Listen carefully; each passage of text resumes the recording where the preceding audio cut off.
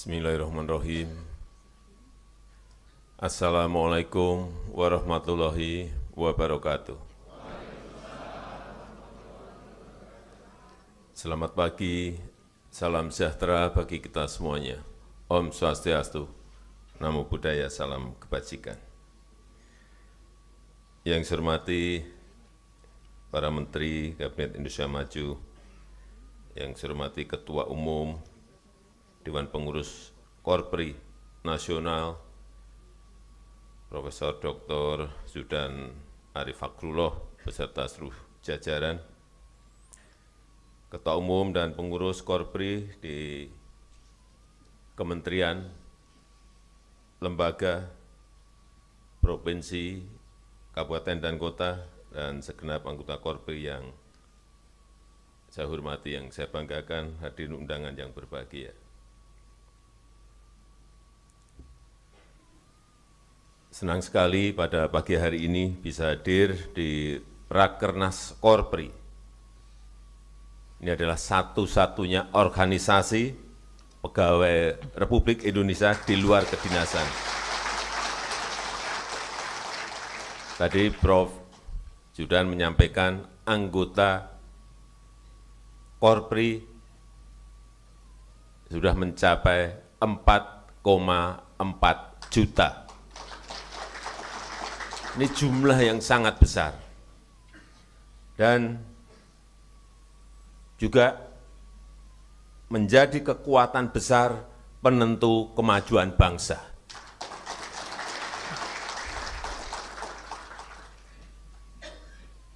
Partai boleh banyak, tapi yang melaksanakan, yang menentukan tetap Korpri.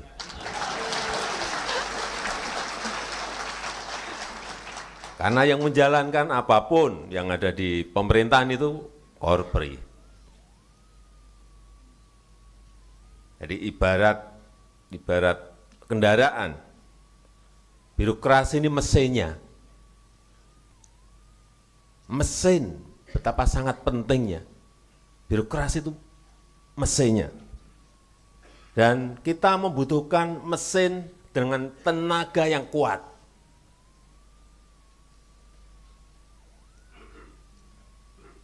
Yang efisien, yang tidak menyebabkan bensin itu boros, yang tidak segera panas, tidak mudah panas, ngebut tapi adem terus. Yang dibutuhkan sekarang itu, dan tahan banting karena perubahan dunia sekarang ini hampir tiap hari selalu berubah. Oleh sebab itu saya ingin ekosistem kerja ASN itu harus memacu. Ini sering saya sampaikan, harus memacu orang untuk berkinerja, memacu orang untuk berprestasi, memacu orang untuk berinovasi. Ini tugas dari Pak Sekda, Provinsi, Kabupaten dan Kota, tugas Sesmen, Sekjen di kementerian dan lembaga. Saya sering sudah menyampaikan ke Pak Menpan RB, harus ada tolok ukur yang jelas, harus ada reward yang jelas. Jadi orientasi, jangan sampai kerja sampai tengah malam. Saya lihat, pernah saya ke daerah, saya lihat ini kok kepala sekolah dan guru ini kerja sampai malam-malam, ini urusan apa saja. SPJ.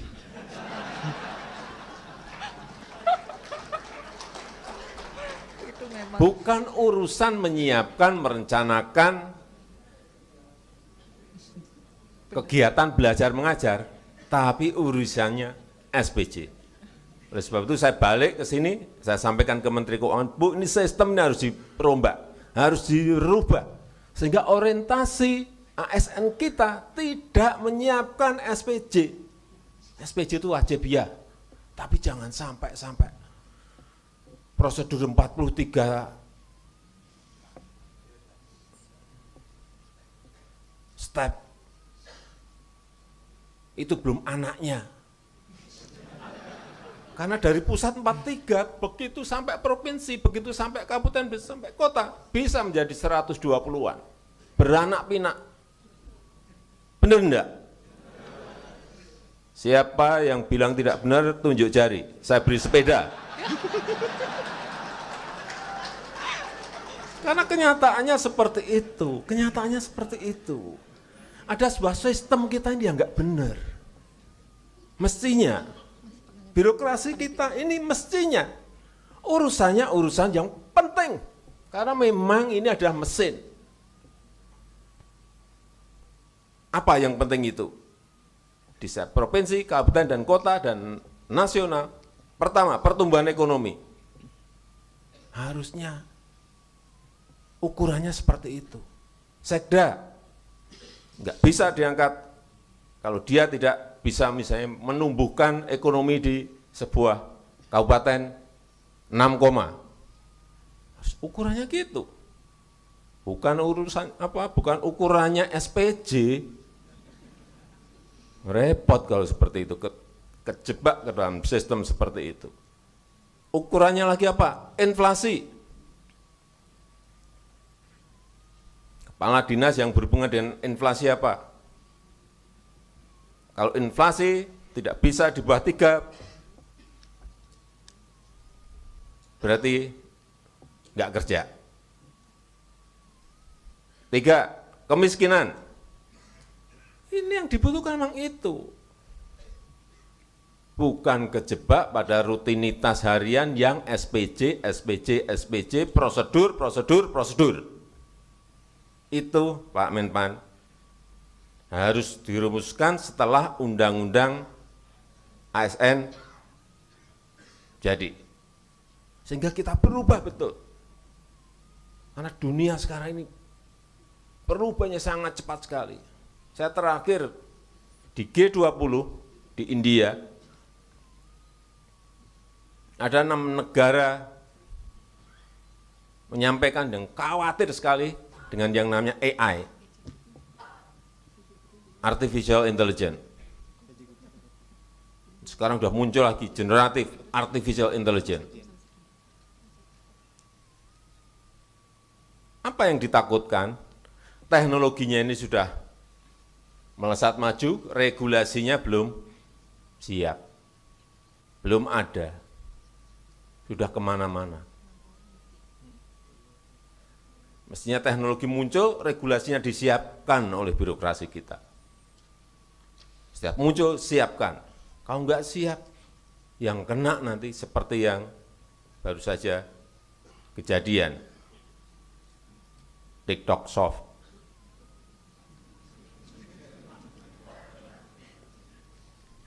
Bisa mengenai UKM kita, UMKM kita, mengenai pasar-pasar tradisional kita. Hati-hati. E-commerce ini hati-hati. Bisa sangat baik kalau regulasinya mendukung, bisa menjadi sangat tidak baik kalau regulasinya tidak memberikan backup.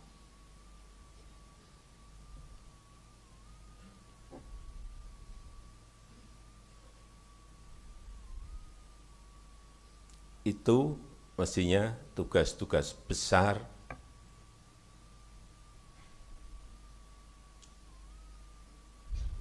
birokrasi kita, ASN kita. Harus dirubah orientasinya. Tapi memang dimulai dari pusatnya dulu. Sistemnya, peraturannya, regulasinya memang agar orientasinya ini berubah. Karena kalau tidak, seperti tadi disampaikan oleh Bapak Ketua Umum, kita akan terjebak nantinya pada jebakan negara berpendapatan menengah, middle income trap. Seperti yang kejadian itu di Amerika Latin. Ini sering saya ceritakan. Tahun 50, tahun 60 mereka sudah menjadi negara berkembang. tapi 50-60 tahun kemudian juga tetap menjadi negara berkembang. Sampai sekarang tetap menjadi negara berkembang.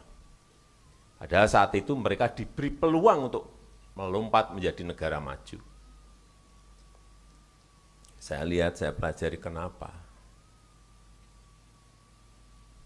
Ya, karena tidak menggunakan opportunity, tidak bisa menggunakan peluang yang sudah diberikan. Dan kita sekarang ini berada pada peluang itu. Jadi 3 kepemimpinan nasional di tahun 2024, tahun 2029, tahun 2034 itu sangat menentukan sekali Indonesia bisa melompat menjadi negara maju atau tidak maju, atau terjebak pada middle income trap.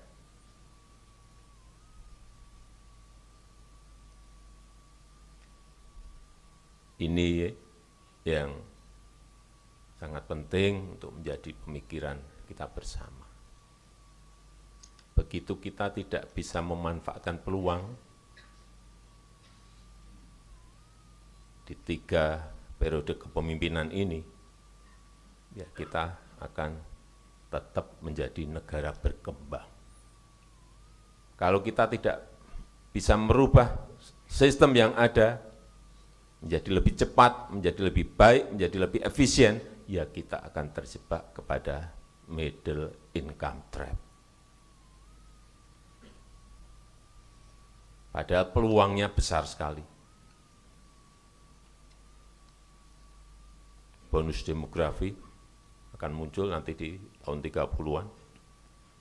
Yang kedua, sumber daya alam kita ini pas. Pas kita memiliki reserve nikel yang besar, pas ada yang namanya mobil listrik.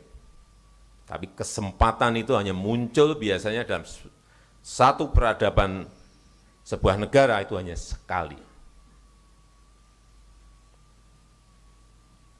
Dan disampaikan kepada saya dari World Bank, dari OECD, dari IMF, dari McKinsey, semuanya menyampaikan, Presiden Jokowi, hati-hati, Indonesia memiliki peluang besar untuk melompat.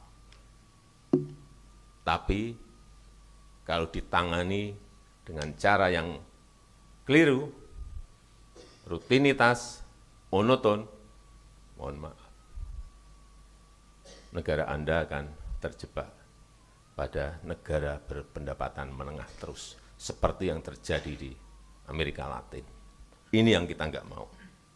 Oleh sebab itu, karakter ASN harus berubah. Jangan monoton, jangan terpaku rutinitas. Harus inovatif, harus adaptif terhadap perubahan yang ada.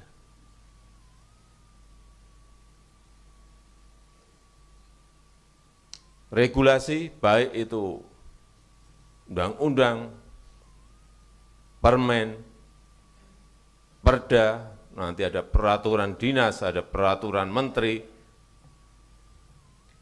ada peraturan dirjen, itu kurangi. Karena sekarang ini butuh fleksibilitas yang tinggi, butuh kelincahan kita itu. Karena perubahannya berubah-ubah akan sangat cepat sekali. Dan juga ASN yang jangan alergi terhadap teknologi dan digitalisasi. Sangat penting. Tidak bisa kita cegah lagi.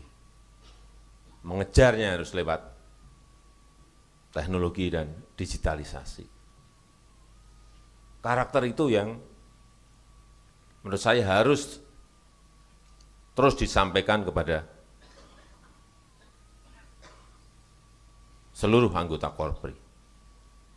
Kemudian kolaborasi, ini yang saya lihat, saya menghandle kementerian-kementerian masih ego sektoral.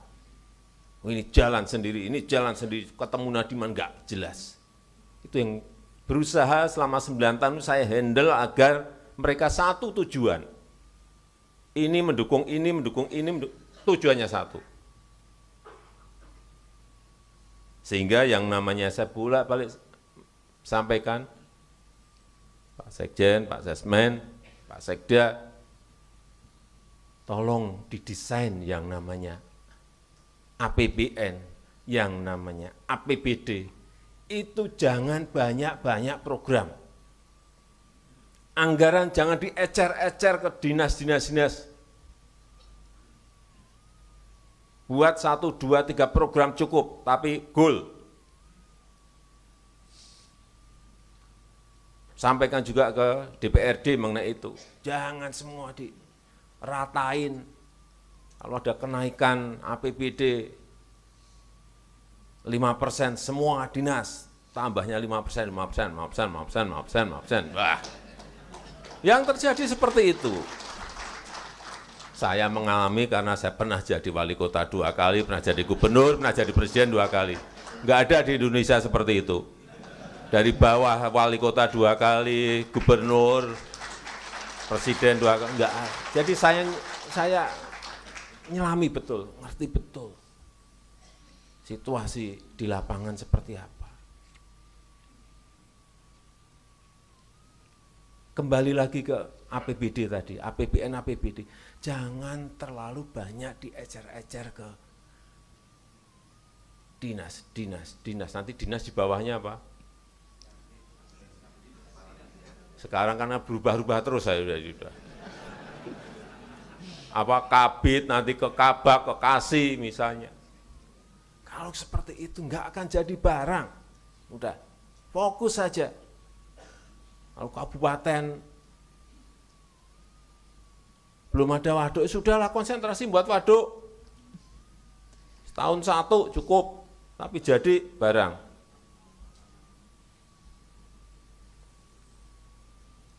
Atau buat embung, nggak apa-apa, 10 embung tapi jadi barang.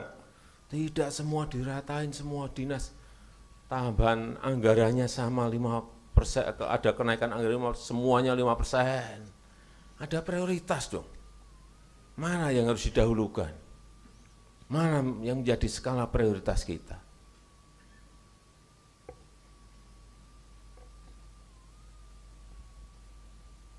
Kita sudah berpuluh-puluh tahun terjebak pada sebuah sistem prosedur yang rumit dan berbelit-belit itu juga karena aturan banyak sekali.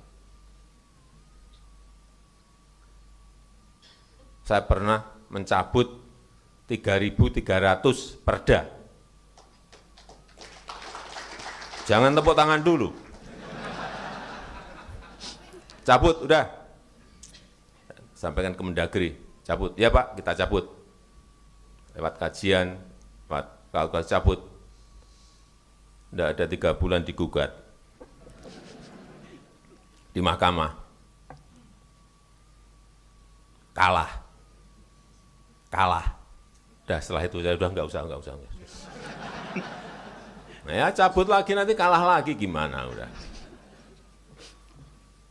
Itu sistem yang memang harus kita perbaiki. Karena yang namanya perda itu akan juga mengatur birokrasi pemerintahan di provinsi, kabupaten, dan kota. Yang kedua, saya ingin titip mengenai percepatan realisasi belanja produk dalam negeri. Hati-hati mengenai ini. Jangan sampai uang pendapatan yang kita kumpulkan dari pajak, dari restribusi, dari penerimaan negara bukan pajak, dari royalti, dari dividen di BUMN, dari biaya ekspor, dari PPN, PPH badan, PPH karyawan, dikumpulkan, sangat sulit mengumpulkan itu.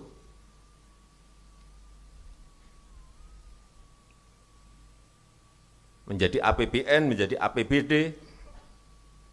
kemudian kita belanjanya barang impor. Bodoh sekali kita. Hati-hati ini, sampaikan kepada semua dinas. Kalau itu kita lakukan. kita mengumpulkan pendapatan itu sangat sulit sekali. Income daerah, income negara sangat sulit sekali. Kemudian belanjanya barang impor. Itu yang selalu saya ingatkan. Tidak memiliki trigger ekonomi terhadap produk-produk yang dihasilkan oleh UMKM, oleh perusahaan-perusahaan di dalam negeri. Malah memberikan trigger ekonomi kepada negara lain. Apakah benar seperti ini? Ini perlu saya ingatkan. Pak Sekda tolong sampaikan kepada seluruh kepala dinas, mengingatkan mengenai ini. Asesmen, Pak Dirjen, sampaikan ini kepada bawahan kita. Enggak benar. Ngumpulkannya sangat sulit, belanjanya yang menikmati mereka. Sedih saya kalau saya mengingatkan bolak-balik, tapi belum berhasil. Mungkin, saya masih menyampaikan mungkin, kalau Bapak Ibu sekalian, sebagai bos-bosnya Korpri, di pusat maupun di daerah, menyampaikan mungkin malah lebih kena.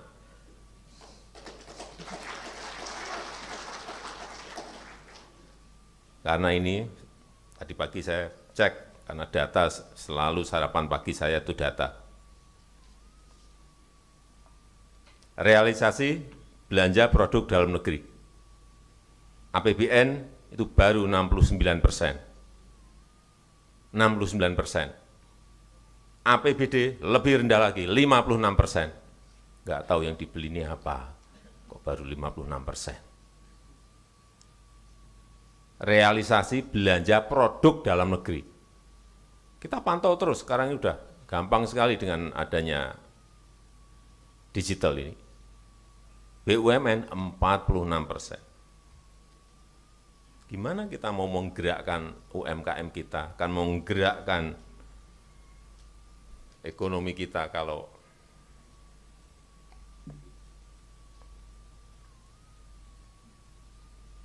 belanjanya masih tidak berorientasi pada produk dalam negeri.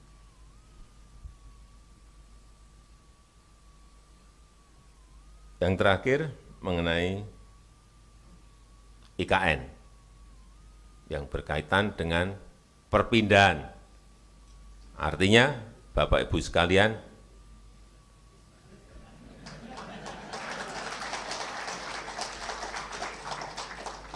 saya dengar ada yang senang, ada yang nggak senang. Tapi ingat, Bapak Ibu sudah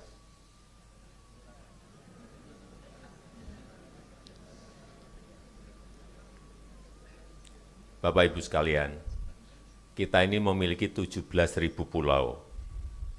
Memiliki 17.000 pulau. Satu pulau yang namanya Pulau Jawa itu dihuni oleh 56% dari penduduk kita, 278 juta. 278, 56%-nya itu hidup di Jawa. Sehingga daya dukungnya udah nggak kuat Pulau Jawa ini. 150-an juta hidup di Jawa. PDB ekonomi 58% itu ada di Jawa. Perputaran uang, perputaran ekonomi 58% ada di Jawa. Yang pulau yang lain sisanya yang tadi 17.000 kurang 1 tadi, dapat apa? Ini yang sering saya sampaikan, kita butuh Indonesia sentris, bukan Jawa sentris. Sehingga perlu pemerataan. Perlu pemerataan. Apalagi Jakarta. Jawa saja sudah seperti itu, apalagi Jakarta. Begitu sangat padatnya, begitu sangat kompleks permasalahannya. Karena bisnis ada di sini, ekonomi ada di sini, pendidikan ada di sini, pariwisata ada di sini. semua ada di Jakarta. Sehingga perlu digeser agar Indonesia sentris. Pindah ke Kalimantan Timur, ke Nusantara. Tapi untuk memulainya di sana, perlu yang namanya ASN pindah. Ini adalah masa depan baru, dan sudah disiapkan insentif. Kalau nggak ada ini, alot pasti. Tapi kalau ada insentif kan beda. Rumah dinas juga ada rumah tapak maupun rumah apartemen. Biaya pindah juga diberikan suami istri plus anak. Ada tunjangan kemahalan dan fasilitas-fasilitas lainnya.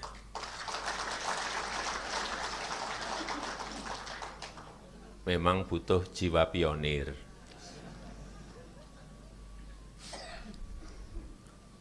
Dulu ditempatkan di luar Jawa saat zaman-zaman dulu kan juga biasa saja. Sekarang kok jadi agak rumit gitu. Kelihatannya kok agak rumit gitu saya lihat. Tapi kalau nanti sudah ditunjuk bapak pindah, ibu pindah. Moga-moga semuanya selesai.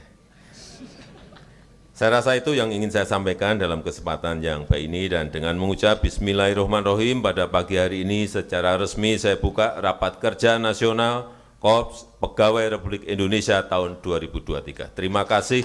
Wassalamualaikum warahmatullahi wabarakatuh.